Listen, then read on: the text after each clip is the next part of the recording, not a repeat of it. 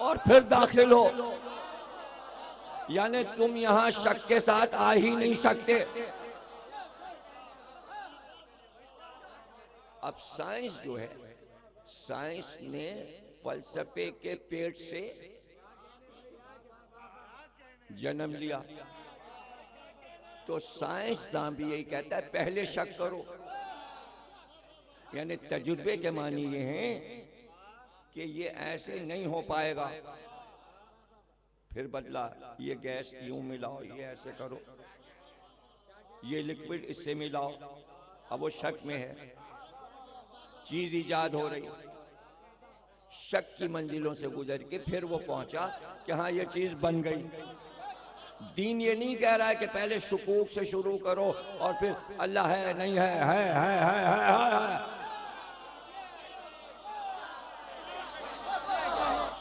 Science और फलसफा कह रहा है पहले शक करो और शक की मंजिलों से गुजर के यकीन तक पहुंचो। दीन कह रहा है यकीन के साथ आओ और यकीन की मंजिलों पे आगे बढ़ते चले जाओ। यहां शक है नहीं, ला रहा है बाफी, इसमें शक ही नहीं है, इसमें शक नहीं। हम कह रहे हैं, हमने कहा अल्लाह है, कहो ला इलाहा इल्लल्लाह। अब सामने वाला पूछे कहां है, कैसा है, क्या है और क्यों माने, शक में पड़ गए। नहीं, हम कह रहे हैं यकीन के साथ, यानी शक की गुंजाइश ना हो। नहीं समझ रहे आप? पता नहीं पिछले ये जो तमीद की फलसफा और शक और यकीन, ये आपके ज़हन में बैठ गई बात के नहीं फिर आगे बढ़ूं, फिर मैं आगे बढ़ूं ताकि इसको आप अच्छी तरीके से समझ लीजिए कि तबलीग शुरू करने से पहले पहली बात क्या कही कि सबको जमा किया पहाड़ी के पास और का ये बताओ, ये बच्चों को तीसरी क्लास में इस्लामियात में पाकिस्तान के बच्चों के स्कूल में यहाँ से पढ़ाना शुरू करते हैं। ये पहला सबक है किताब का, स्कूल के बच्चों का जो सुना रहा हूँ आपको, कि सरकार ने कहा अच्छा ये बताओ, अगर मैं ये कहूँ कि इस पहाड़ी के पीछे एक लश्कर छुपा है तो तुम यकीन करोगे? यहां से दीन शुरू हो रहा है, अभी ला इलाहा नहीं, अभी ला इलाहा नहीं, कैसे दीन कैसे शुरू हो रहा है ये बताओ ऐ मक्के के लोगों। अगर मैं ये कहूं कि इस पहाड़ के पीछे एक लश्कर छुपा है तुम मानोगे? यानी पहला सबक दीन का यकीन और शक से शुरू हो रहा है, यानी शक नहीं करना और यकीन करना है। अभी ला इलाहा नहीं, अभी कुछ भी नहीं बताया सरकार ने, ना अभी नबी है ना ये बता रहे मैं नबी हूं, बल्कि ये पूछा कि अगर मैं ये कहूं कि इस पहाड़ के पीछे एक लश्कर छुपा है तो तुम मेरी बात मानोगे? सबने कहा बिल्कुल मानेंगे, यानी यकीन की मंजिल पे ले आए सबको। किसी काफिर ने ये नहीं कहा कि नहीं मानेंगे, सबने कहा मानेंगे। इसलिए मानेंगे कि आपने कभी झूठ बोला ही नहीं। पता चला यकीन के लिए सच्चाई जरूरी है, इसलिए कहा जिन्हें भेज रहा हूं सब सादिकीन हैं, कूनू मा सादिकीन, सच्चों के साथ हो जाओ, इसमें शक नहीं है कि पूछो।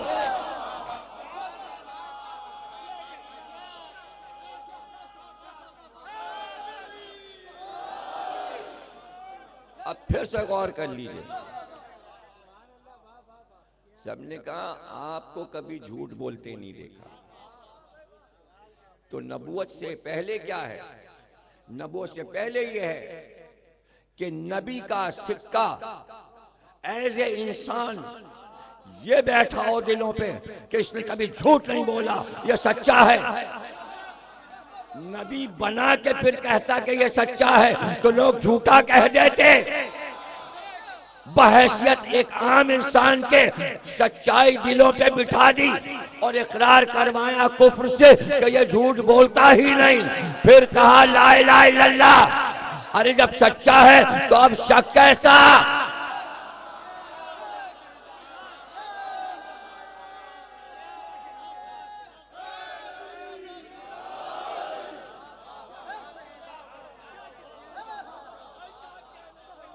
किरदार का सिक्का पहले बैठ तुम्हारे माशरे में रहता है, यहीं चलता फिरता है। तुम्हारे शहर में तुम्हें यकीन है? कहाँ यकीन है कि लश्कर निकल सकता है इधर से, इसलिए कि आप गलत बात बताते ही नहीं। तो नबी के लिए वाजिब क्या है कि कभी उम्मत को कोई गलत बात ना बताई हो। अरे जब यकीन है कि गलत बात नहीं बताएगा तो गदीर खुम क्यों नहीं समझ में आ रहा?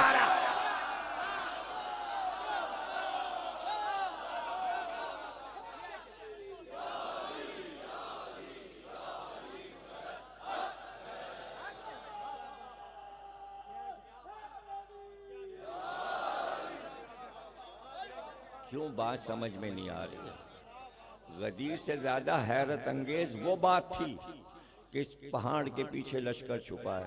अगर मैं कहूं ये ज्यादा हैरत की बात है। वाकई गदीर इतना हैरत का मामला नहीं है कि आप उसे कहें नहीं समझ में आया कि मौला के मानी क्या है और कहना क्या चाह रहे, फिर शक में पड़ गए।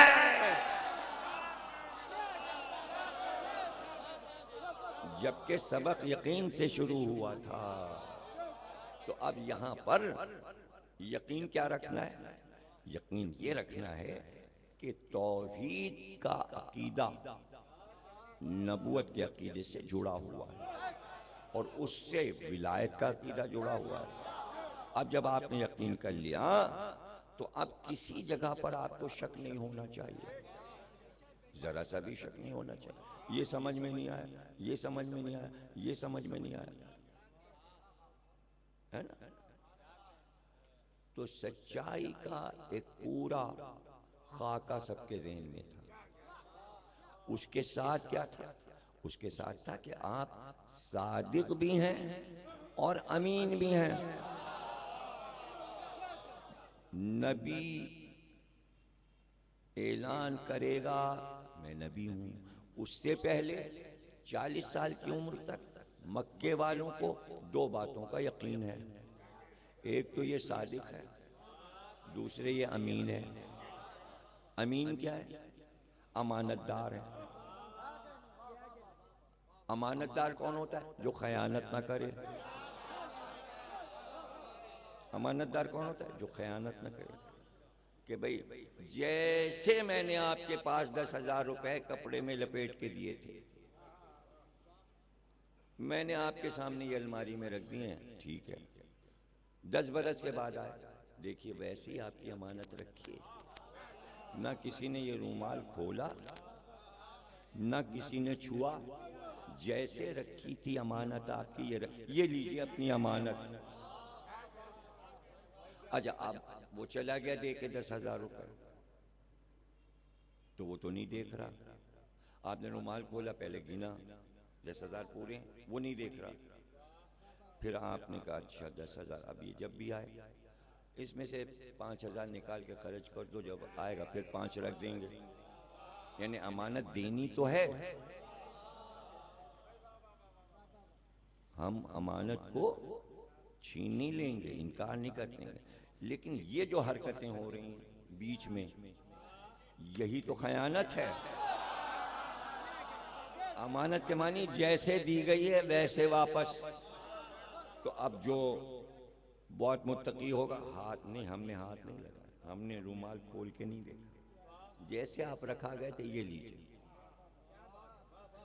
है ना? अच्छा हर एक साबित भी करता है, ये जरा मैं जा रहा हूँ, ये वुजू कर, ये घड़ी रख लीजिए, ये जैसे आप दे गए थे ये लीजिए।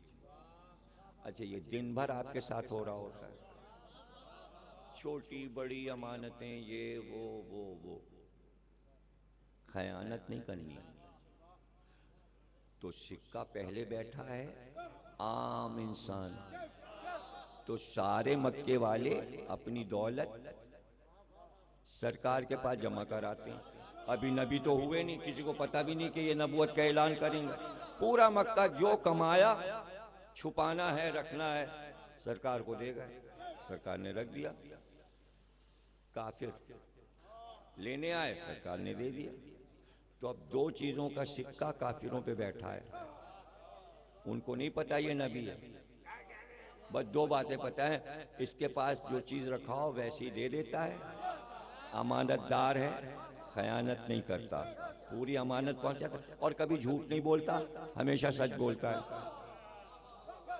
इतना सिक्का दिलों पर जब बैठ गया, तब दावत जुलशीरा में कहा, कहो कूलू ला इलाहा, अल्लाह एक है। अब देखिए, इतना यकीन कर चुके थे सदाकत और अमानत पर, और फिर ये किया शक। शक आ गया ना, यानी अपने ही अमल में शक किया। अभी तक सच्चा समझ रहे थे, सरकार का थोड़ी कुछ बिगड़ रहा है, यानी अपना किरदार बदतर हो गया। जिस पे यकीन किया था उसी पे शक करने लगे। तो ये तो अपने नफ्स की कोताही हुई ना, जिसे अमीन समझ रहे थे।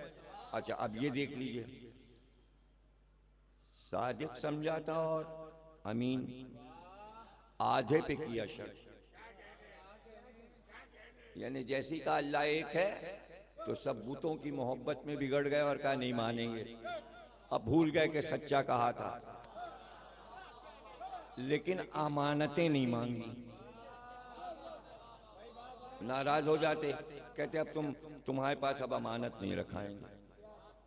कूलू ला इलाहा कह रहे हैं, पत्थर चल रहे हैं, फिर भी अमानत रखाने आ रहे हैं।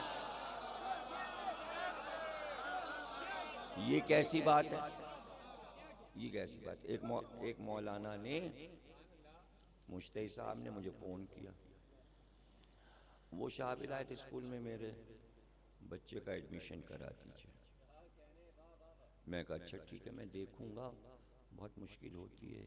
नहीं नहीं, बिल्कुल आपको ये काम करना है।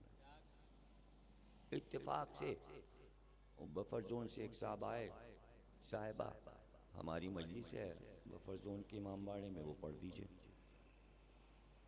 जो मैंने कहा पढ़ दूंगा, खातून थी। अब वो गई होंगी इमामबाड़ा, कौन सा नजब क्या है, बाबे नजब गई, बफर जोन में रहते हैं ना ये अपने दीबाज साहब। तो बुक कराने, तो मौलाना ने पूछा कौन पढ़ेगा, उनका जमीर अख्तर साहब पढ़ा। नहीं वो तो हम आया नहीं पढ़ सकते ना, उनके तो ऊपर पाबंदी, वो यहाँ नहीं आ सकते। वो बेचारी रोती धोती हैं, कहने मौलाना तो ये कह रहे हैं। तो मैंने नंबर चूंकि मेरे पास आ चुका था उनका, तो मैंने फ़ोन किया। मैंने कहा ये बेचारी कह रही है मजलिस आप इनकी नहीं। जी हाँ, हमारे यहाँ तो उसूल है, आप नहीं पढ़ सकते, पाबंदी, कुछ मौलाना मना है, उसमें आप भी हैं। अरे मैंने कहा अभी सुबह तो आपने बच्चे के एडमिशन के लिए फ़ोन किया था मुझे कि बच्चे का एडमिशन करा दो, अब आप कह रहे हैं वहाँ इमाम बाड़े। कहने लगे देखिए वो मामला अलग है, ये मामला अलग है, ये हमारा उसूल है, वो दोनों को मिलाइए ना। वो कह रहे हैं अल्लाह को एक मानो, ये कह रहे हैं हम मानेंगे नहीं, अमानतें रखवा रहे हैं। वो काम अलग है, ये काम अलग है। नहीं, काम दोनों एक है, एक में शक है, एक में यकीन है।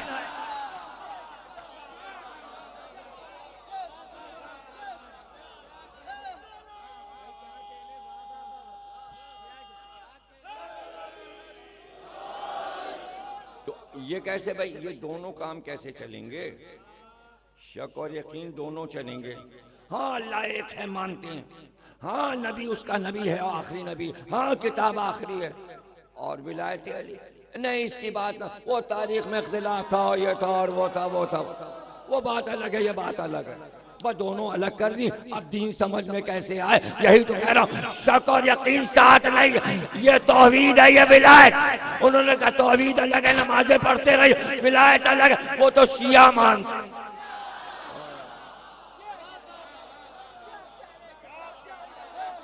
दोनों काम अलग हैं। वो अलग है, ये अलग है। ये तारीख की बहस है, वो दीन है। ये तारीख की बहस है, वो अलग है। और वो शिया करते हैं। और शियों से पूछा, आप बताइए तौहीद और विलायत। जी हाँ, तौहीद तो देखिए, तो नमाज तो पढ़नी है, मस्जिद तो बनवाई है, यहाँ तो आना है हुसैनाबाद में, तो पढ़ना, ये तो अल्लाह का हुक्म है। और विलायत, वो तो नुशहरी लोग तो ये शोर शराबा कर रहे हैं और ये वो, हम तो मानते नहीं। वो जो अली अली अली अली अली और ये सब अली अली करते रहते हैं।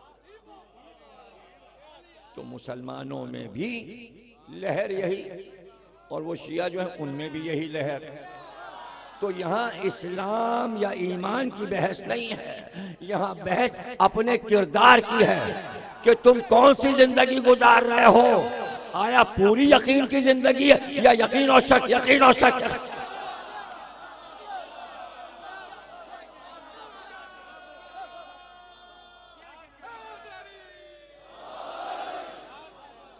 ये है गौर करने का मामला।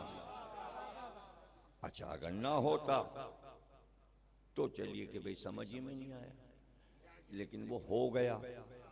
एक चीज हो जाती है तो नमूना सामने आ जाता है। तो वो आ गया और उसने सवाल किया, ये आपने जो सरकार अभी ऐलान किया, ये जो भी गदीर में ऐलान किया, ये आपने अपनी तरफ से किया या अल्लाह की तरफ से? मसला आ गया, यही मसला। अब चूंकि मिसाल मौजूद, और मिसाल कुरानी किस्सा नहीं है, कुरान ने महफूज कर दिया। ऐसी चीज को कुरान फौरन महफूज कर देता आयत की शक्ल में। सूरह मारिज, साला साइल, सवाल करने वाले सवाल किया, बेअज़ाबिन वाक़े, हमने अजाब भेज दिया, वाक़े कर दिया। उसने अजाब मांगा, सवाल करने वाले ने कहा अजाब आए, हमने अजाब भेज दिया। आयत आ गई, यानी कुरानी वाक़या हो गया। सरकार ने कहा, क्या कहना चाहते? कि तुमने कहा नमाज पढ़ो, हमने पढ़ी। तुमने कहा रोज़ा रखो, हमने रोज़ा रखा। तुमने कहा हज करो, हमने हज किया। तुमने कहा ज़कात दो। अब तुम अपने चचाजाद भाई को पूरी कौम के सर पे मुसल्लत करके जाना चाहते हो? अगर ये अल्लाह की तरफ से हुक्म है तो कहो अपने अल्लाह से, पत्थर फेंके मेरे ऊपर और मार डाले मुझे।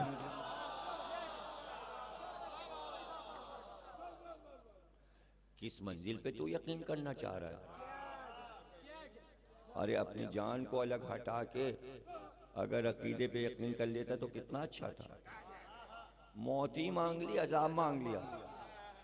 अच्छा, तो अल्लाह अजाब क्यों ना भेजेगा? क्यों ना भेजे? क्यों ना भेजे ये बताइए। कि अगर ये अल्लाह ने ऐलान कराया तो फिर आए अजाब, तो क्या अल्लाह अपने को झूठा बनाता?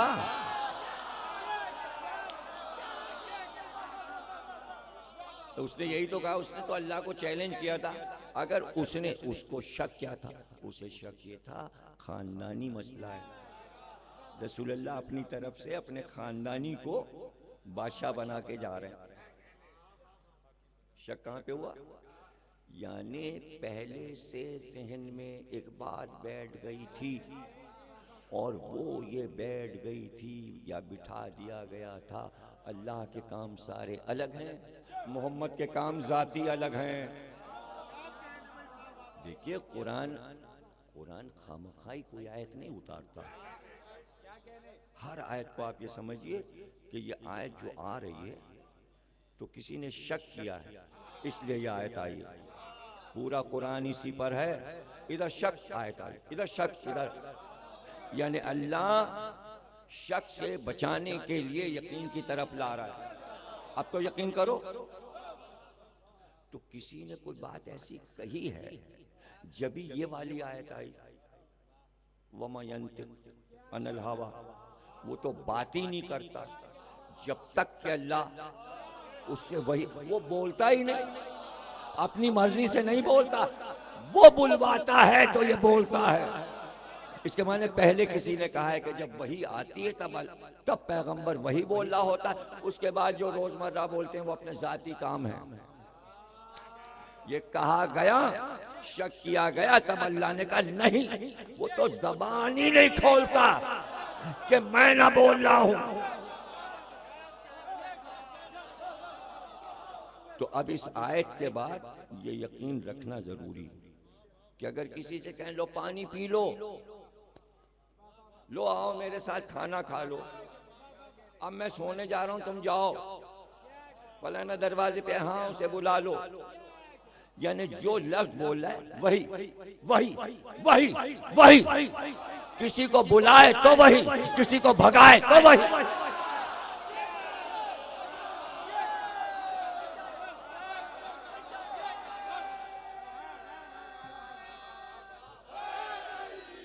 तो अब ये आयत बता रही है जो अमल कर रहा है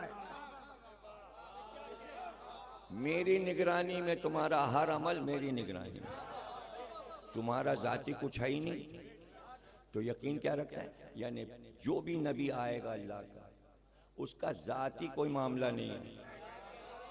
जब तक जहनों में ये बैठ न जाए अल्लाह जिसे अपना नुमाइंदा बनाता है उसका अपना जाती मामला होता ही नहीं,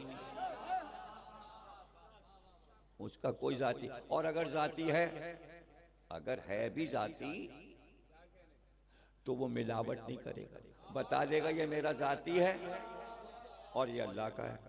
ये नुमाइंदे पे वाजिब है, अल्लाह के नुमाइंदे पे ये वाजिब है कि अगर जाती काम करे तो दुनिया को बता दे ये मेरा जाती काम है, अल्लाह का नहीं है।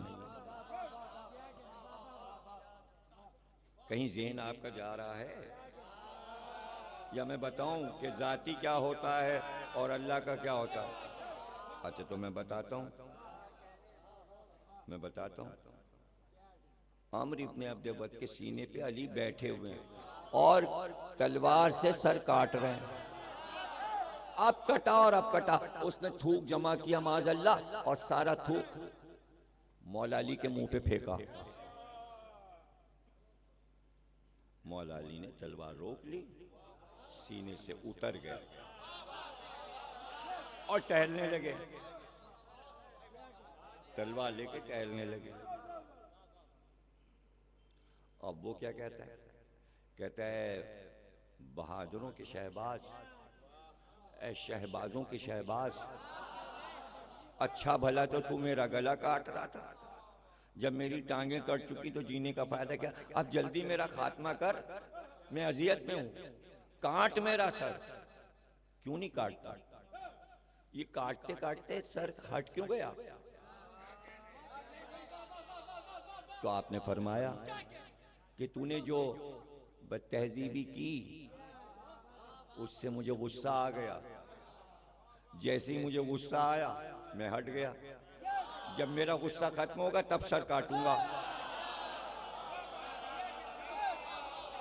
जब मेरा गुस्सा खत्म होगा तब मैं सर काटूंगा। क्यों भाई? क्यों पूछा ना उसने? मौला ने कहा मैं सर अपनी जाती दुश्मनी में थोड़ी काट रहा था, तूने दीन पे हमला किया, मैं अल्लाह का काम कर रहा था, तूने जाती तौर पे मेरी तरफ लुआबे दहन फेंका, मुझे आया गुस्सा तेरी बदतमीजी पर, गुस्सा मेरा जाती, अगर मैं सर काट लेता तो इंतकाम हो जाता, ये इंतकाम हो जाता, अल्लाह के लिए ना रहता।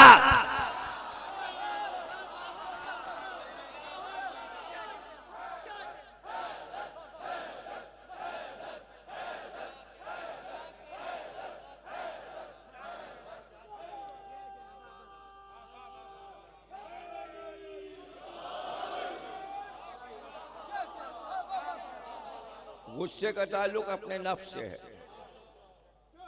गुस्से का ताल्लुक अपने नफ्स से।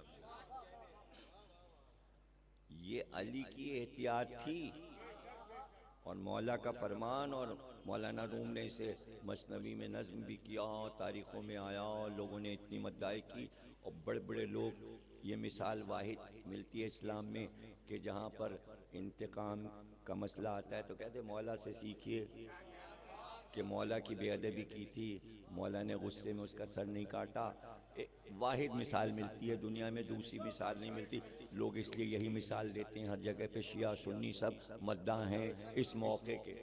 लेकिन मैं यहाँ पर एक बात कहूँगा, और ये मुझे हक है कि मैं कहूँ। मौला के सब फरमाने के बाद भी मैं एक जुमला कह रहा हूँ, मैं कहूँगा मौला सर काट लेते, कोई हर्ज नहीं। आपका गुस्सा भी तो अल्लाह के लिए है। आप खुश होते हैं तो अल्लाह के लिए, आपको गुस्सा आता है, जलाल आता है तो उसके लिए। इसमें था क्या मसला? मौला ने कहा एहतियात बताइए ताकि तुम्हें शक न पैदा हो जाए।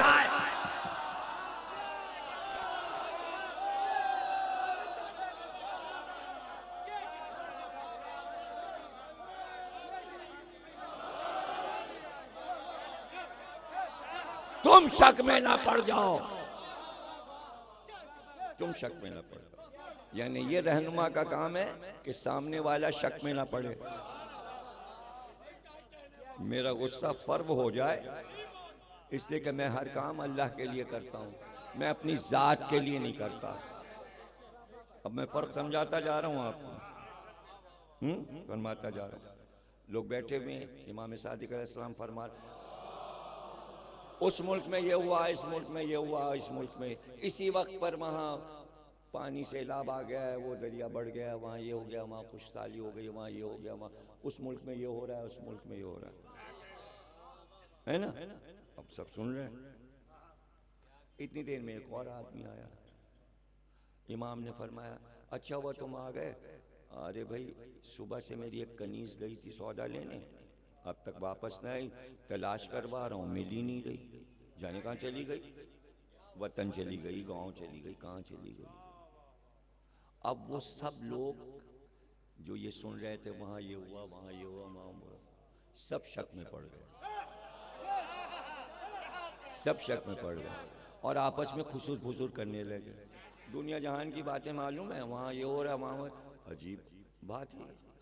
और ये नहीं पता कि कनीज कहाँ चली गई। यहाँ पूछ रहे मजमे में, पता नहीं कहाँ कनीज चली गई, खो गई है, कहाँ चली गई। सब शक में पड़ गए। तो इमाम तो समझ गए ना क्या हो रहा है। तो पूछने वाले ने पूछ लिया, मौला अभी तो आप सब बता रहे थे दुनिया जहान में ये हो रहा है, आपको यहाँ बैठे हुए इल्म में, और कनीज गायब हो गई, आपको नहीं पता कहाँ चली गई।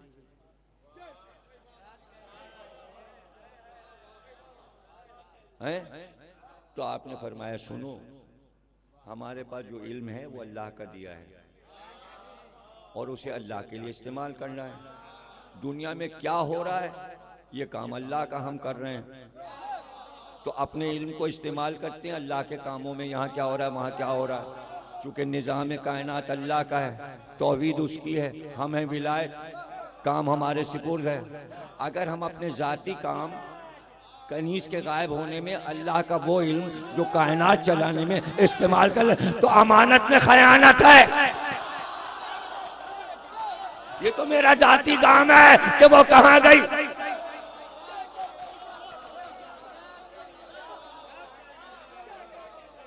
कैसे मैं आपको समझाऊं जाती काम क्या है और अल्लाह की ड्यूटी क्या है। तो आराम से ये फलसफा सब गौर से देख रहे थे, और जिनके दिलों में निफाक था उन्होंने कहा ऐसा करो, ये तरकीब समझ में आती है, 2 टुकड़ों में दीन को बांट दो और ये बात फैलाओ कि ये कुछ काम तो अल्लाह के लिए किसी वक्त करते हैं और कुछ जाती करते हैं। जो कमजोर दिल के थे, जिनके दिल में शक था, उनके दिल में ये बैठ गया कि कुछ काम तो ये अल्लाह के लिए, बस नमाज पढ़ा है अल्लाह के लिए, रोजा रख रहा है अल्लाह के लिए, और ये ज़कात अल्लाह के लिए, और ये फलाना काम अल्लाह के लिए, ये अल्लाह के लिए, ये अल्लाह के लिए, अल्लाह के लिए। और जैसे ही कहा अली मेरे बाद,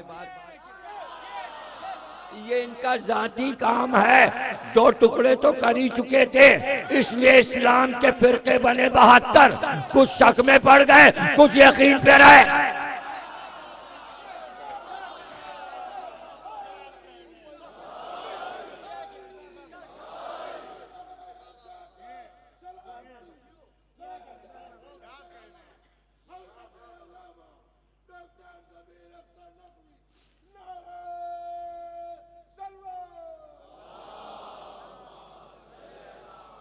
अब हमें क्या सोचना है?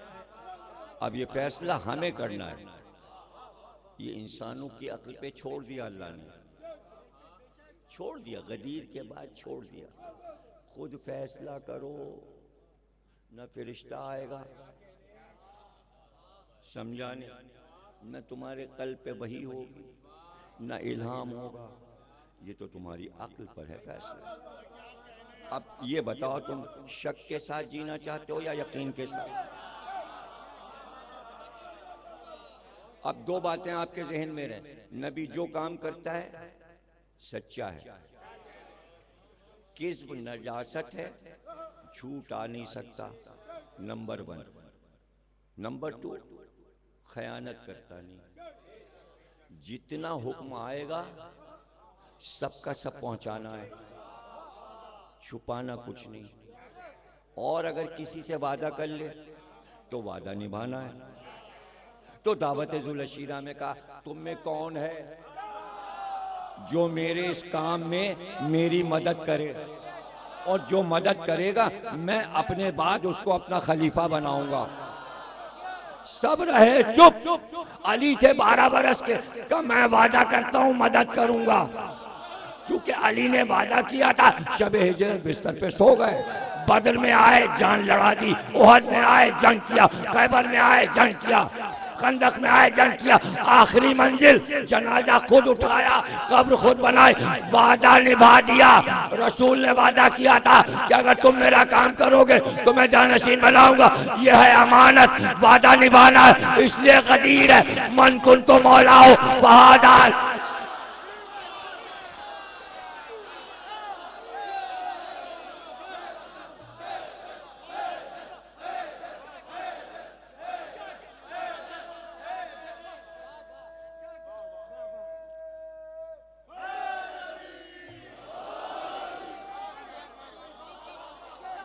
किसी से वादा करके ना पूरा करना खयानत।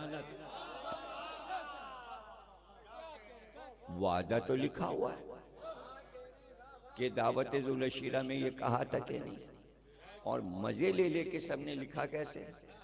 देखिए ऐसे लिखा कि 3 बार पुकारा आपने, आज जो मेरी हेल्प करेगा मदद करेगा।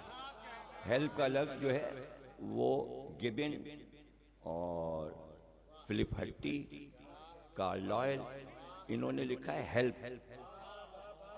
चूंकि अंग्रेजी में अंग्रेजों ने लिखा है कि ये दावत जुलशीरा में पैगंबर ने कहा, आज जो मेरी हेल्प का वादा करेगा और मेरी मदद करेगा इस काम में, मैं उसको अपना नायब, अपने बाद नेक्स्ट, बस मैं और मेरे बाद।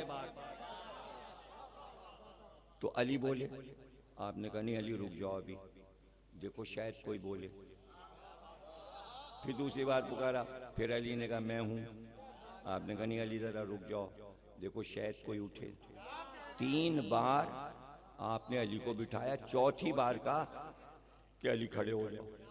अली खड़े हुए, आपने शाले पे हाथ रखा, कहा अब तुम सब पर वाजिब है इसकी इताअत करो, जो ये कहे मानो। तो सारे लोग खड़े हो गए और खूब ठट्टे लगाए, खूब हंसे। अबू जेल और ये अबू लहब सब ने खूब ठट्टे लगाए और हंस हंस के कहने लगे, लो भाई अबू तालिब की तरफ हंस हंस के देखा, कहने लगे अब तुम अपने बच्चे की 12 साल की इताअत करो, जाओ अबू तालिब, अब तुम अपने बच्चे की इताअत करो। मजाक उड़ाया, इस बच्चे की इताअत करो, जाओ अबू तालिब तुम। यानी उन्हें यकीन है अबू तालिब ने नबी के पैगाम को मान लिया है, और अब अबू तालिब अपने बेटे की, झगड़ा अबू तालिब से हो रहा है। अब ये तबरी ने लिखा, मसूदी ने लिखा, तारीख अबुल फिदा ने लिखा, अंग्रेजों ने लिखा, भाई दावत जुलशीरा से तो इनकार ही नहीं, और गुफ्तगू भी है। तो भाई जब एक मसला मौजूद है तो यहाँ तो पैगंबर को अपना वादा निभाना है। हाँ, आप ये लिख दीजिए कि अली ने वादा किया था कि हम आपकी हर मौके पे मदद करेंगे, और आप ये लिख दीजिए हर जंग से अली ने फरार इख्तियार किया और कहीं रसूल की मदद ही नहीं की, तो इसलिए रसूल अल्लाह ने अपना वादा भी नहीं पूरा किया। दो में से एक बात है। ये भी लिखे चले जा रहे हैं अली ने जो वादा किया था वो सारे काम किए, शब हिजरत सो गए। काफिरों के नरके में अली ने मौत और जिंदगी का कोई मसला नहीं देखा। बद्र में सबसे आगे बढ़ के जंग की, फतह किया। उहद में, खैबर में, खंदक में रसूलुल्लाह के साथ रहे, खिदमत की। इतनी खिदमत की कि लोगों ने लिखा रसूलुल्लाह की जूती टूट जाती थी तो अली सीते थे, कपड़ा फट जाता था तो पेमन लगाते थे।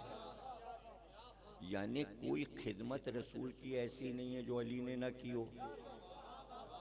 तो वादा तो अली ने निभा दिया। अब जो रसूलुल्लाह ने वादा किया है कि जो मेरी मदद करता रहेगा मैं उसको अपना खलीफा बना, तो उसका क्या होगा? या तो कह दो वादा पूरा ही नहीं किया, और या को किया। तो देखिए कैसे शक में सारी उम्मत वाले पड़ गए। ये है मौजू शुरू से तौहीद और विलायत के शक के साथ चाहो जी लो और चाहो यकीन के साथ जी लो, इसमें कोई परेशानी नहीं है। इसलिए रसूलुल्लाह ने हर बार एक कैटेगरी कर दी। जब भी अली को मुखातिब किया इज्तिमा के साथ तो कहा अली तुम और तुम्हारे शिया। अब उस जमाने में अली के दोस्तदार को रसूलुल्लाह ये लफ्ज़ इस्तेमाल करते थे। हदीस किस्सा में भी है, हदीस किस्सा में भी यही है कि जब हदीस किस्सा बयान कर चुके रसूलुल्लाह और आयत तत्हीर की तिलावत हो चुकी तो हज़रत अली ने कहा इसका सवाब। तो आपने फरमाया कि इसका सवाब ये है कि जो इसको पढ़ेगा उसका ये सवाब है, और फरिश्ते उसके लिए दुआएं करेंगे और फरिश्ते उनको घेर लेंगे और अल्लाह की रहमत उनके ऊपर होगी। जो इसको पढ़ेगा इज्तिमा में बैठ के सुनेगा तो अल्लाह की रहमत उन्हें घेर लेगी। तो हज़रत अली ने रसूलुल्लाह से फरमाया या रसूलुल्लाह फिर मैं भी कामयाब और मेरे शिया भी कामयाब। या लफ्ज़ शिया से दोस्तदार। अब ये बाद में एक कौम बनी और उसने अपना नाम शिया रख लिया। ये एक अलग मसला है, वो अलग मसला है। अच्छा देखिए कोई भी, देखिए ना, कोई भी ये नाम रख सकता था जब हदीसों में था तो आप कहेंगे हाँ रख तो सकता, नहीं रखा था, नाम यही चलता था अरब में। अब बहुत सी चीज़ें ऐसी होती हैं जिसमें सामने की होती हैं लेकिन अगर कह दो तो आदमी हैरत, अच्छा ये तो हमने सोचा ही नहीं, ये तो हमने सोचा ही नहीं।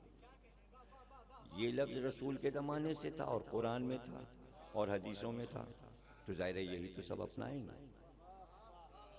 अबे लफ्ज़ कहीं छुप थोड़ी जाएगा,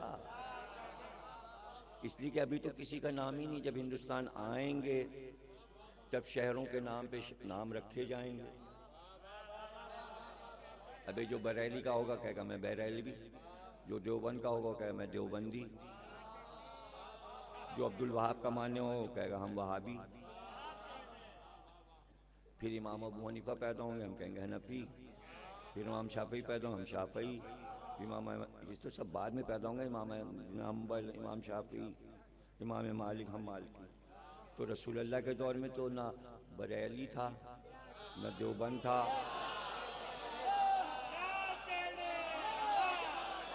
ना अब्दुल वहाब थे, ना इमाम मालिक थे, ना इमाम अहमद बिन हम्बल थे, ना इमाम अबू हनीफा थे, ना इमाम शाफी थे। ये तो सब रसूलुल्लाह के 250 बरस के बाद पैदा होंगे। तो अब नाम एक ही है, या अली तुम और तुम्हारे शिया। तो सब अपने आप को कहते थे शिया। क्या भाई हम हैदर भाई के शिया, हम वसी भाई के शिया, हम फलाने के शिया, हम फलाने के शिया।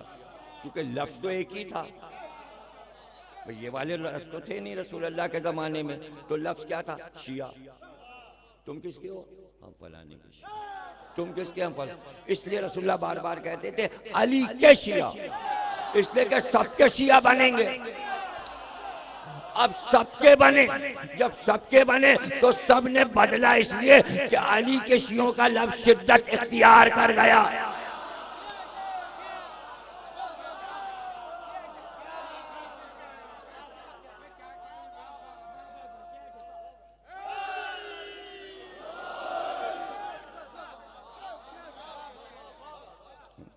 इसको यूं समझ लें, आगा खानी, बोरी। अब बोरी रसूलुल्लाह के दौर में तो नहीं थे, या आगा खान रसूलुल्लाह के दौर में थे। अब उस तरह अगर आपके समझ में नहीं आ रहा तो इस तरह समझ लीजिए। तमाम बच्चे समझ तो लें, एक साफ सी बात है, इसमें ना कोई तासुब है ना कोई बुरी बात है, एक सामने की अक्ल वाली यकीन वाली बात बताई जा रही है। आगा खान रसूलुल्लाह के ज़माने में था? नहीं था ना। बोरी थे? नहीं थे। हूसी थे? यमन के हूसी थे? हूती या हूसी? नहीं थे ना। ये तो सब अब हुआ ना, तो आप इसे रजिस्टर्ड क्यों समझ रहे हैं? मतलब आप आगा खानी फिरके को मान क्यों रहे हैं? आप बोहरी फिरका मान क्यों रहे हैं? अरे ये तो सब हवा में है, नहीं था रसूल अल्लाह के ज़माने। लेकिन हदीस ये थी, या अली तुम और तुम्हारे शिया। देखिए ये अहले सुन्नत की किताबों में भी हदीस ऐसे ही लिखी है, इसलिए कि इस लफ्ज़ से तासुब कभी था ही नहीं, चूंकि रसूल अल्लाह फरमा रहे हैं ना। अच्छा, अगर रसूल अल्लाह ये फरमा मैं और मेरे शिया, तो सब ये लफ्ज़ इस्तेमाल कर रहे हो, जान के रसूल अपने लिए नहीं कह रहे थे, इसलिए कि मेरा तो होता है मुसलमान, शिया होता है अली का।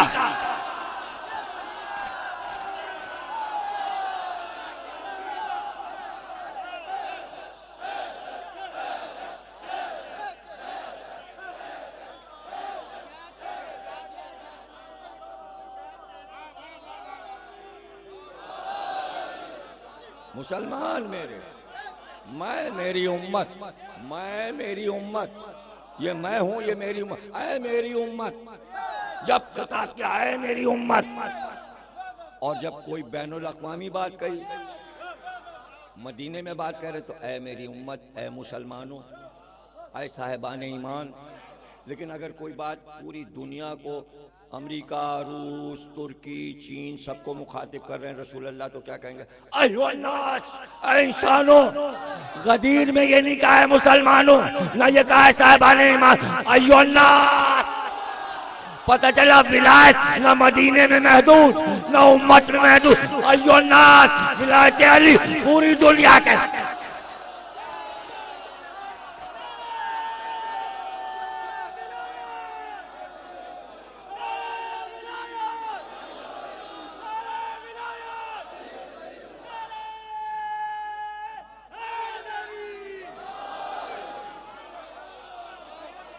इसमें तो विलायत अली में तो किसी को बुरा मानना ही नहीं चाहिए भाई, किसी से टकराव ही नहीं है, इसलिए कि रसूल का हाकिम या खलीफा जो बनेगा वो अरब का होगा, तो अली से क्या टकराव? अरे बन जाइए, जाइए बनिए।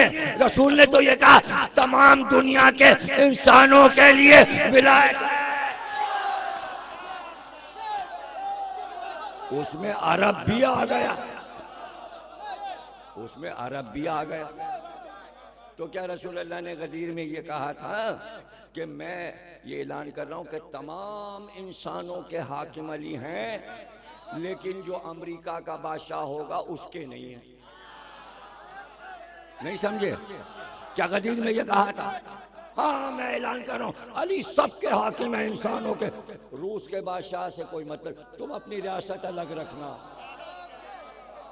तो इसमें ना अमेरिका अलग, ना रूस अलग, ना चीन अलग, ना अरब, ना यमन, ना ईरान, ना इराक, कोई अलग नहीं है। जहां जहां इंसान बसते हैं उन सब का हाकिम अली है, और उन इंसानों पर अली की इताअत वाजिब है। इसमें मुसलमान अपने को झगड़े में डाल क्यों रहे? जबरदस्ती आप इसमें क्यों घुसे आ रहे? और शियों को क्या मौत आ रही है कि ये विलायत अली है और ये विलायत फुलान, ये विलायत फुलान।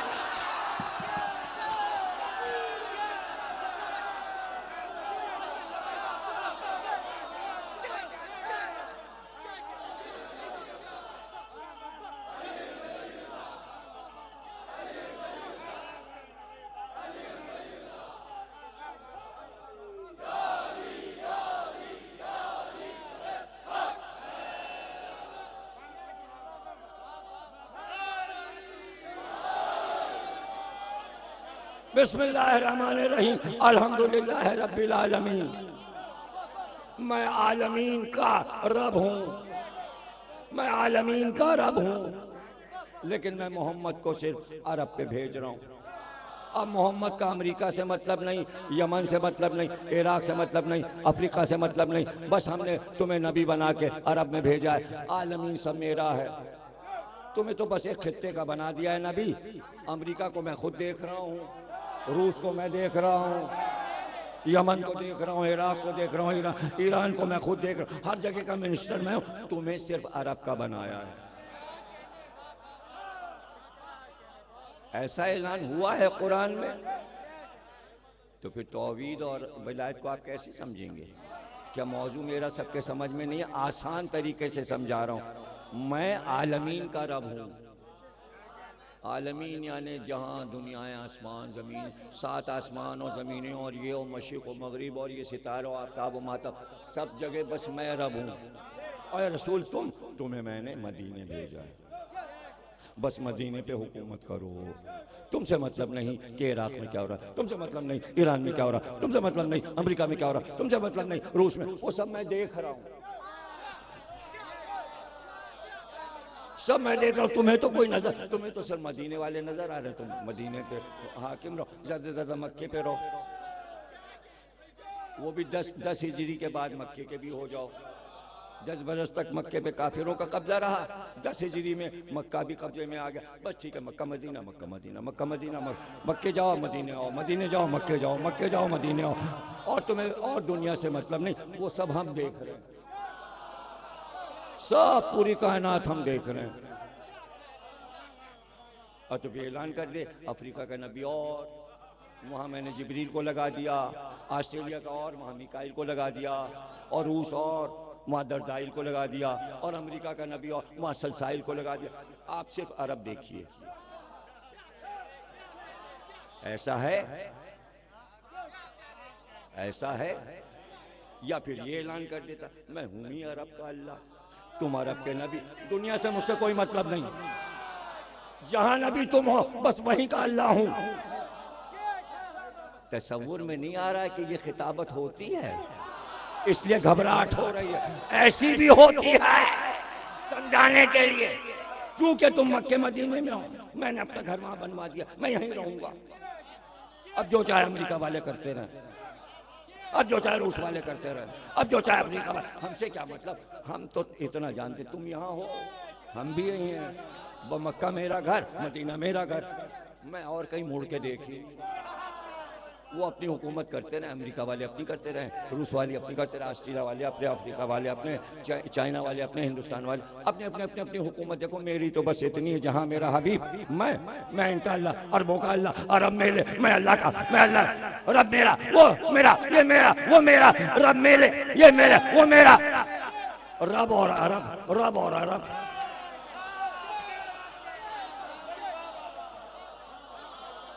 अरे यहाँ घुसे ना, मैं कायनात का रब हूं, और अपना नुमाइंदा सिर्फ अरब पे, और अरब में भी मक्का मदीना। तो कोई तो ऐलान कर तो दिया। जाहिलो शक में पड़े हुए, रहमतिल लिल आलमीन, जहां जहां आलमीन वहां तेरी हुकूमत रहमत की शक्ल में। तो रसूल ने कहा अय्युहन्नास, जहां जहां का मैं हाकिम, जहां जहां का वो हाकिम, वहां वहां अली।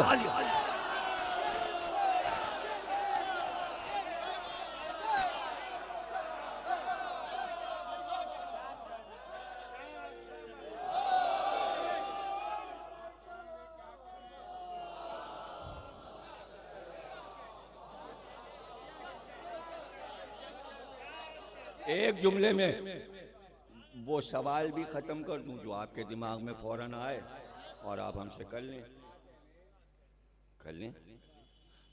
हाँ, ऐलान तो हुआ कि आलमीन का नबी है, लेकिन तो सिर्फ मुसलमानों ने कहा मोहम्मद रसूलुल्लाह, ना अमेरिका ने माना, ना ऑस्ट्रेलिया ने माना, ना चाइना ने माना। हम ही मुसलमान लोग कहते हैं सारे अरब ममालिक मोहम्मद रसूलुल्लाह। तो क्या होगा? इसमें क्या परेशानी होगी? हैं? उसने ये भी तो ऐलान किया मैं पूरी कायनात आलमीन का रब हूं। हैं? आलमीन का रब, मैं क्या हूं? रब। ईसाइयों से पूछा, माना? नहीं, हम तो गॉड को मानते हैं। आप रब को नहीं मानते? नहीं नहीं। यहूदियों से पूछा, नहीं हाँ हमारा खुदा, तुमसे क्या मतलब? तुम्हारा रब, हम क्यों तुम्हारा लफ्ज इस्तेमाल करें? तो पूरी दुनिया ने उसे रब माना? नहीं माना, नहीं माना। अरे चाइना ने कब माना? रूस वालों ने कहा हम कम्युनिस्ट, हम रब कोई खुदाई को नहीं मानते। और हिंदुओं से पूछा, अरे हमारे भगवान, हमारे भगवान, तुम अपना अल्लाह अल्लाह करो, ये सब हम नहीं मानते, हमारे ईश्वर भगवान। और तुम्हारा तो दिखाई नहीं देता, हमारा ईश्वर तो ये हमारा भगवान बांसुरी बजा रहा है, सर पे ताज लगाए, हमारा हमारा ईश्वर, हमारा भगवान। अरे भाई तो तुझे क्यों नहीं माना सारी दुनिया ने? अरे जब अल्लाह ही को नहीं माना तो मोहम्मद रसूलुल्लाह क्या मानते? और जब मोहम्मद रसूलुल्लाह को नहीं माना तो अली वलीउल्लाह को क्या माना?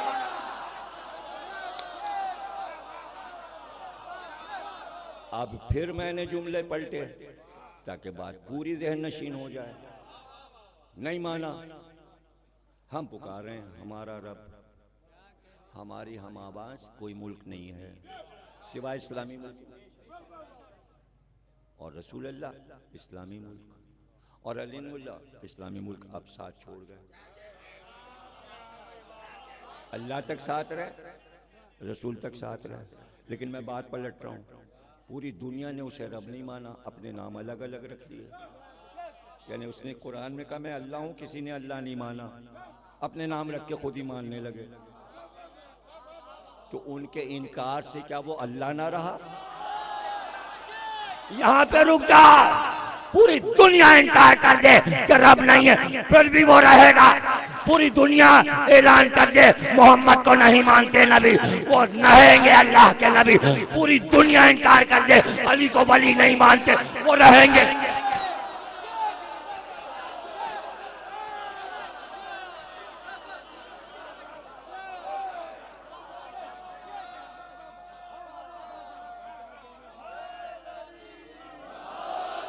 कितना आसान है। और इसी बात को इस तरह समझाया था, अल्लाह का हुक्म, अल्लाह का हुक्म है कुरान में, चोर के हाथ काट दो, हुक्म है, कैंसिल नहीं हुआ, कयामत तक हुक्म रहेगा। चोर पकड़े गए, छूट गया। क्यों भाई, छोड़ क्यों दिया? चोरी साबित नहीं हुई, गवाही नहीं थी, किसी ने आंख से देखा नहीं था, चोर छूट गया। लेकिन चोर तो था, हाथ तो कटे नहीं, अल्लाह का हुक्म अपनी जगह, आपने हाथ काटे नहीं। तो चोर को आप छोड़ दिए, हाथ ना काटे, तो क्या हुक्म कैंसिल हो गया? अरे मेरे बच्चों, किसी तरह तो बात समझ लो। अल्लाह जब हुक्म दे दे, आप तमाम अक्सरियत से इनकार कर दीजिए, हम तो चोर का हाथ नहीं काटेंगे, तो क्या हुक्म कैंसिल हो गया? पूरी दुनिया कह दे हम अली को वली नहीं मानते, तो क्या हुक्म कैंसिल हो जाएगा? अल्लाह वली, नबी वली, अली वली।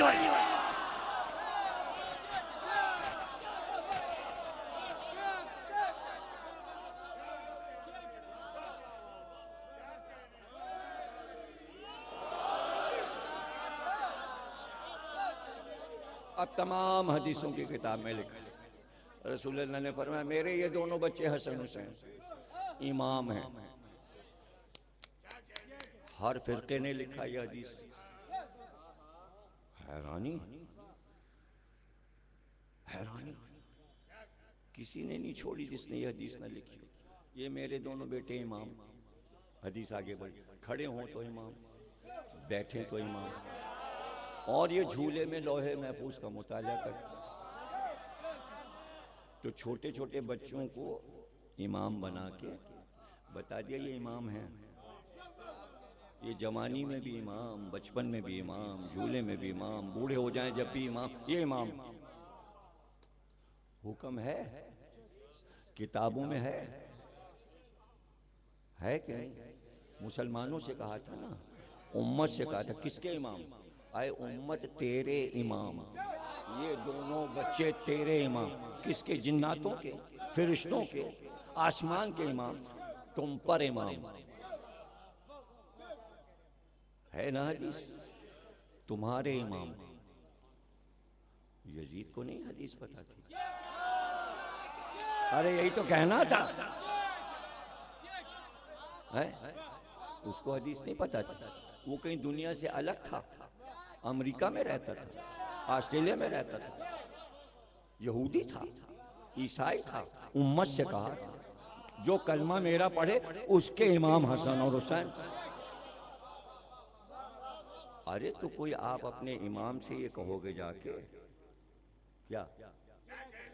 आज तो जमहूरियत आज़ादी है, आज़ादी है, बहुत आज़ादी है। इमाम साहब नमाज पढ़ाते हैं, इमाम साहब नमाज पढ़ाते हैं। आप ऐसा कीजिएगा, चूंकि आप मेरे महल्ले की मस्जिद के इमाम हैं, सुबह आइएगा, मेरी गाड़ी धोइएगा, हमने आपको मुलाजिम रखा है, आपको तनख्वाह दे रहे हैं, सारे काम करने, पूरी मस्जिद में झाड़ू दीजिएगा। हम आए तो सब साफ सुथरा हो, ये दरिया वरियाँ झाड़ के सब लोग चले जाएं तो रख दीजिएगा। कर लेंगे आप? ऐसा कर सकते हैं, इख्तियार में है, आपके इख्तियार में है। आप 5,000 रुपये उसे महीना दे रहे हैं, आपके इख्तियार में, मगर आप ऐसा नहीं करेंगे। हम ऐसा करेंगे तो गुनाहगार हो जाएंगे, इसलिए कि हमने इसको अपनी नमाज का इमाम बनाया है। जो नमाज का इमाम होता है उसकी बेअदबी नहीं होती। अरे ये कैसे 61 हिजरी के मुसलमान थे, इमाम बना चुके थे, और फिर इमाम से कह बैअत कर लीजिए।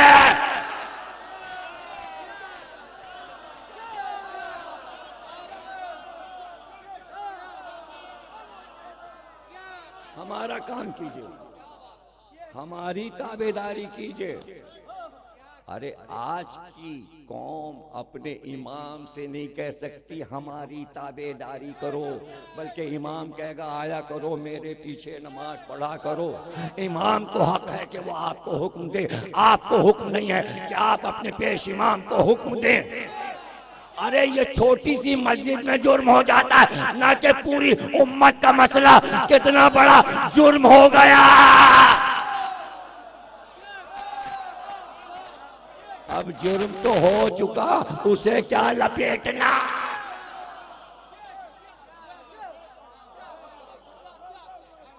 अल्लाह, लेकिन ऐसे लोग गुजरे हैं भैया, बड़े लोग गुजरे हैं, किताब में लिखा है। जो रहमतुल आलमीन को यकीन के साथ मान रहे थे, साहबी अली गुजर, कसाई ने हड्डी खींच के मारी, पैर पे लगी, वो मस्जिद में चला गया। बाद में लोगों ने कहा अरे तुम्हें पता भी है ये कौन थे? ये मिस्र के गवर्नर थे, तुमने हड्डी खींच के मार। वो भागा भागा मस्जिद पहुंचा, देखा तो वो नमाज पढ़ रहे। जब नमाज पढ़ चुके उसने कहा खता हो गई, मैंने आपको पहचाना नहीं, वरना बेअदबी ना करता। कहा जा अपना काम कर। ये जो मस्जिद में आ गया, घर जाने के बजाय, तुझे पता है क्यों आया? तेरे मगफिरत की 2 रकत नमाज पढ़ने आया कि अल्लाह ये नहीं जानता था मुझे, इसे माफ कर दे। ये क्या निशानी है? रहमतुल आलमीन। नहीं समझा? इमाम का काम है उम्मत के लिए मगफिरत करना। बार बार समझा रहे थे, पहचानते हो मुझे? नहीं समझे यार आप। भाई वो पहचानता नहीं था, इसलिए हड्डी खींच के मार दी। यानी अगर पहचानता होता तो बेअदबी ना करता। इसलिए हुसैन बार बार पूछे मैं कौन हूँ, मैं कौन हूँ, मैं किसका बेटा हूँ, मैं किसका नवासा। अरे एक ही सवाल बार बार क्यों कर रहे हैं? सुबह से लेके शाम तक एक ही सवाल। ताकि कहलवा लें कि पहचानते हो, बाद में महसन में ये ना कहना मैं पहचाना नहीं कि वो हुसैन थे।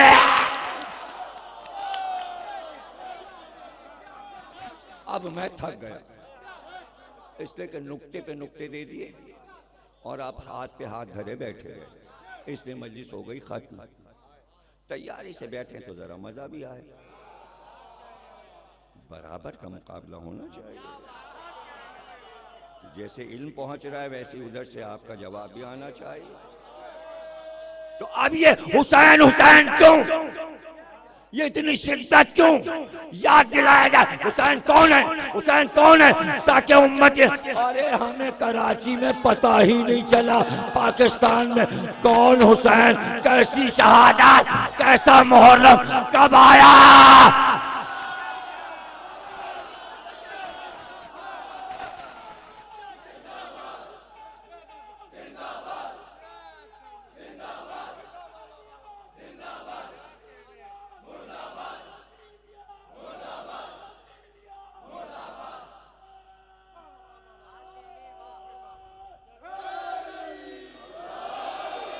हमें पता ही नहीं,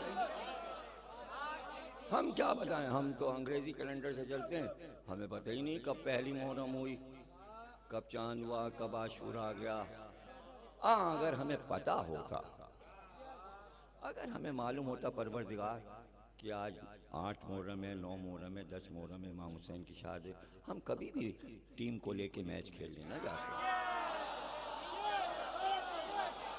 अगर हमें पता होता आज आशूर है, हम कभी भी दौरा ना करते अमेरिका का और कभी ओबामा से ना मिलते, हम आशूर के दिन तो बात ही ना करते। लेकिन हमें पता नहीं चला कि कब 10 आशूर थी और क्या था, हमें पता ही नहीं, हमें नहीं मालूम। अच्छा आपको नहीं मालूम, मैच खेलिए आशूर के दिन मजे से, आशूर के दिन दौरे कीजिए, आपको पता नहीं ना, आप बड़े नादान हैं। अच्छा तो अल्लाह को क्या पता है, पूरा पाकिस्तान हिला के रख दिया। अरे कलमा भी पढ़ रहे हो, मुझे रब मान लो, मेरी नमाज और मेरे नुमाइंदे की शहादत के दिन तमाशा अब लो हिल रहा है पाकिस्तान।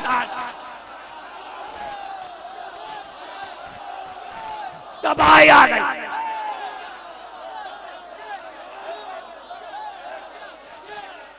तबाही।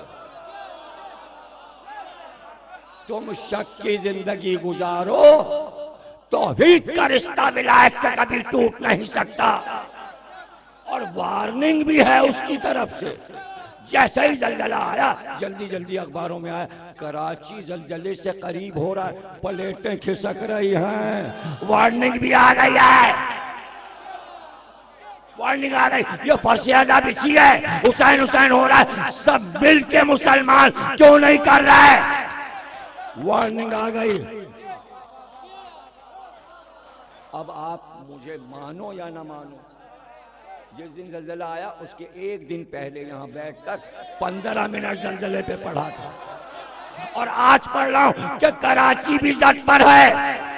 अब मेरा पढ़ना बहुत समझो, इसलिए हुसैन से दुश्मनी ना कर।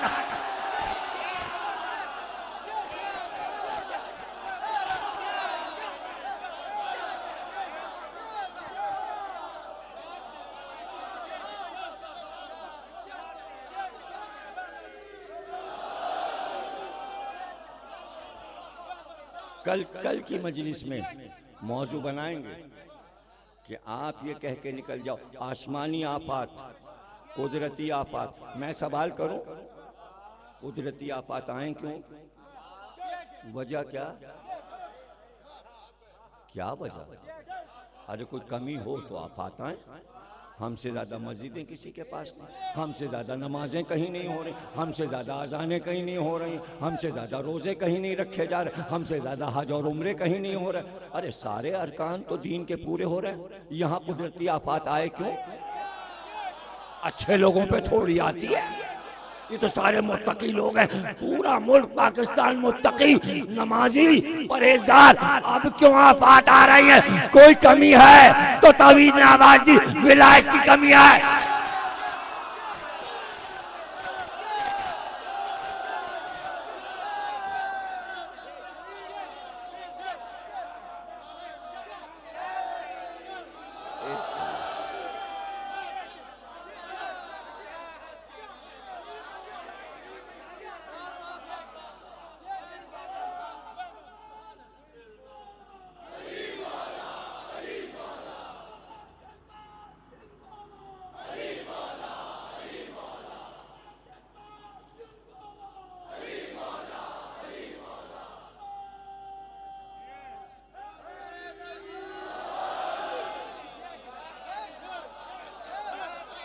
कमी न रहे,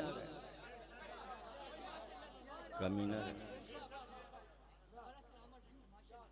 तो नबी का दिल दुखाना कितना बड़ा गुनाह है। चूंकि नबी हैं, हम कलमा पढ़ते हैं मोहम्मद रसूलुल्लाह, आप अल्लाह के रसूल हैं। कोई मुसलमान इसका कायल नहीं है कि वो हयात नहीं है, सबका इकरार है कि वो हयात हैं। तो अपने दिल के साथ हयात है,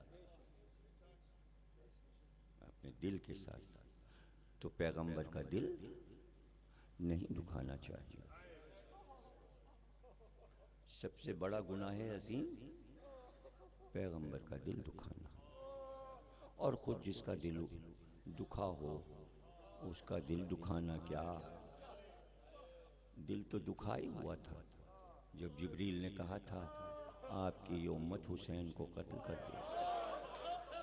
फिर रोते ही रहे और आखिर वक्त भी हुसैन को गले से लिपटा के यही कहा कि तेरा ये सर काटेंगे उम्मत वाले और काट के तोहफे में दरबार में पेश करेंगे। और ना कि ऐसा दिल दुखाना कि नाजों की पली शहजादियां नंगे सर दरबार में आ जाएं। अल्लाह। और वो भी जालिम का दरबार, कूफे का दरबार, इब्न ज़ियाद का दरबार। अल्लाह। ये कौन मगरूर औरत है,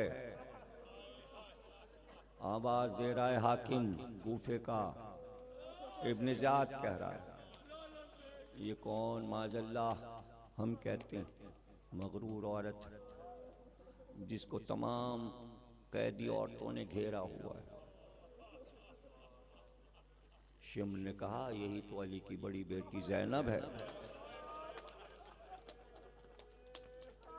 यही तो रसूल की नवासी है, बड़ी नवासी ज़ैनब।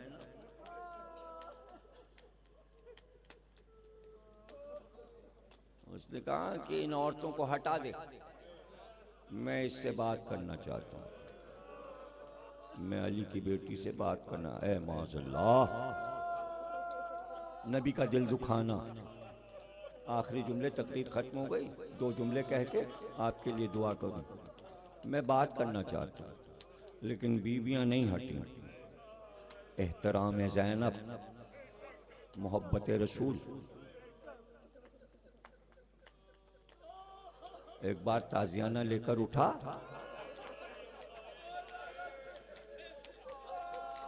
और बीबियां गिरने लगी, मगर एक कनीज हबश की रहने वाली सामने खड़ी है, हजरत ज़ैनब के सामने से नहीं हटी। एक बार इब्न ज़ियाद ने कहा हट जा, मुझे ज़ैनब से बात करना। उसने कहा नहीं हटूंगी, मैं अपनी शहजादी के सामने से नहीं हटूंगी। एक बार उसने कोड़ा उठाया और कहा इतने कोड़े मारूंगा कि तुम मर जाएगी। एक बार वो जने हबशिया इब्न ज़ियाद के तख्त के चारों तरफ मुड़ी, देखा सारे हबशी कमर में तलवारें लगे। ये बॉडीगार्ड दस्ता था हबशियों का जो इब्न ज़ियाद के साथ था। उसने पुकार के कहा क्या तुम्हारी गैरत मर गई?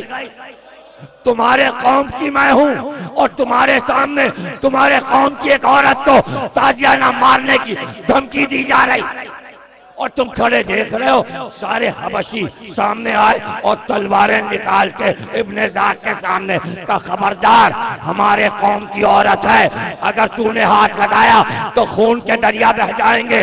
हम यहाँ तलवारें चल, हम तुझे भी मार देंगे, ये हमारी औरत है। ज़ैनब ने पुकारा बाबा, अरे एक कनीज के लिए इतने मददगार और मोहम्मद की नवासी और इतने कलमा पढ़ ले।